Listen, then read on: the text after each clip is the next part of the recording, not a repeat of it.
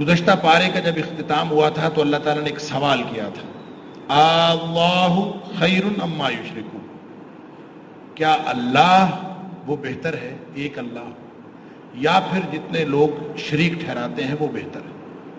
پھر اللہ تعالیٰ نے یہاں پہ کچھ اسی سوال کی ایک ایکسٹینشن، اسی کو توسیع دی ہے اس پارے کی ابتدا میں، امن خلق السماوات والارض وانزل لكم من السماء ماء فانبتنا به حدائق ذات بهجة ما كان لكم ان تنبتوا شجرها أإله مع الله۔ اللہ تعالیٰ اس سوال کو آگے بار بار پوچھتا ہے، بتاؤ اس اللہ کے علاوہ کوئی اور بھی الہ ہے؟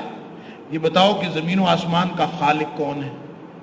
یہ بتاؤ کہ اس کا مالک کون ہے، رازق کون ہے، مدبر کائنات کون ہے، اس کائنات کی تدبیر کون کر رہا ہے؟ اللہ اکبر۔ اور پھر مصیبتوں میں مدد کرنے والا کون ہے، بحر و بر کے اندھیروں میں راستہ دکھانے والا کون ہے؟ اللہ۔ عالم الغیب کون ہے؟ کیا اس کے علاوہ کوئی اور بھی الہ ہے؟ بار بار اللہ تعالیٰ سوال کرتا ہے، اِلٰہ مع اللہ، کیا اللہ کے علاوہ کوئی اور بھی یہ سارے کام کرنے والا ہے؟ اور پھر یہ چند سوالات کرنے کے بعد پھر اللہ تعالیٰ نے فرمایا، قل ہاتوا برہانکم ان کنتم صادقین، اگر تم سچے ہو تو کوئی دلیل لے کے آؤ کہ جن کو تم شریک ٹھہراتے ہو۔ دیکھو کسی کو کہہ دینا کہ یہ چیز خدا ہے، کسی کی چیز کو خدا کہا جا سکتا ہے۔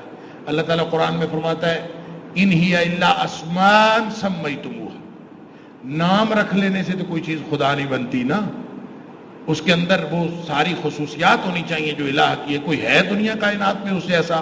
جب ہے ہی کوئی نہیں تو پھر دلیل لاؤ، یہ کس بنیاد پر تم یہ شرک کرتے ہو؟ اللہ